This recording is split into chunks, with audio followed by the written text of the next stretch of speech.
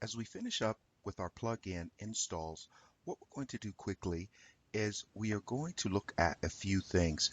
The first thing is we want to activate our Askimet plugin to fight spam. Now, we said in our overview series that you have to decide if you want to have those uh, if you want to even allow comments. Now, we clicked on the comment button, and what we see here is not even 24 hours ago, we installed, we actually opened our website up, and already we have spam. And folks, this is dangerous spam. You do not want to at all ever click on links that look like this. So somebody has already spammed our website, and it is only going to get worse. So what we're going to do is we're first going to highlight both of these, and this is the default, the first comment that comes with the install, but we're going to go ahead and we're going to move those to trash. Now we're going to go to trash, and we're even going to move those out of our trash button. So we're going to just go ahead and then we will just apply those changes. So we'll go back to plugins, and quickly we're going to activate our Askimet account so we can let this plugin fight the spammers for us. So we click on that, activate, and what we have to do here is we want to create a new Askimet key. You'll be taken to the Askimet website, and it's pretty straightforward. You click here to get your Askimet key, and all you have to do simply is give an email address, and we'll give one of our free email addresses. We strongly suggest setting up a free email address to deal with this sort of thing and not giving up your main website address. So once we do that, we'll go ahead and we'll click sign up, and it's going to ask these questions, and it's going to say sign up 50, sign up 5, but we're going to just, for these purposes anyway, we're going to go ahead and we're going to do the free sign up. But the first thing we have to do is put our website address in. So you just go to your website address. We always suggest you just copy and paste that instead of typing it in, just so there are no mistakes. And we'll paste that. And then once we paste it, we'll click sign up.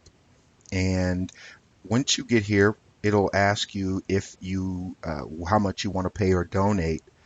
But we just, since it's for personal use, you want to take the slider down to 0. So, and we'll call our name Internet Marketing, or you can put whatever you want in there. So once you do that, you just click continue, and it'll process you.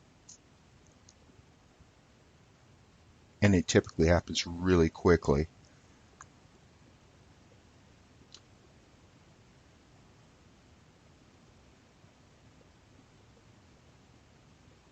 Go ahead, and what it's going to do is you'll see your key right here, and all you have to do is highlight it and copy it. Now once you do that, you could go ahead and just go backwards, or however you choose to handle that.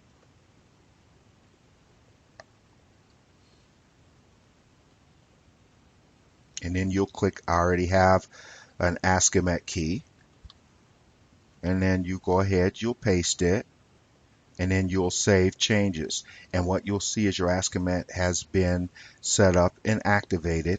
But what we always do, and there are some information down here about servers, IPs, and those other things. We'll get into that later. And you go ahead and you'll click Save Changes,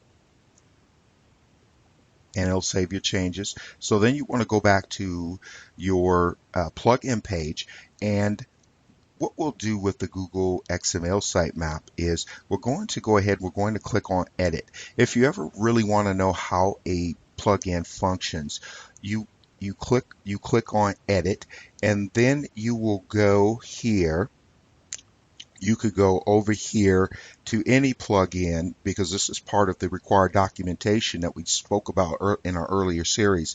And you hover here and you click read me text, and this is the this is everything you pretty as the end user, and most especially here, the installation and then the facts or the frequently asked questions. It'll tell you what you need to know about each plugin. So we'll go back to installed plugins.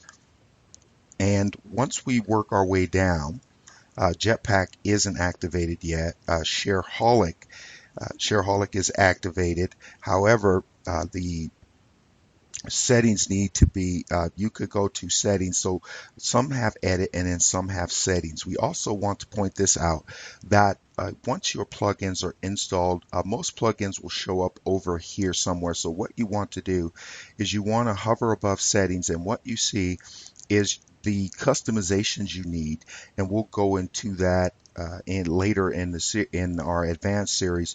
Your plugin will show up here. It'll show up here, but some plugins are standalones, which means they'll just show up as a navigation bar item.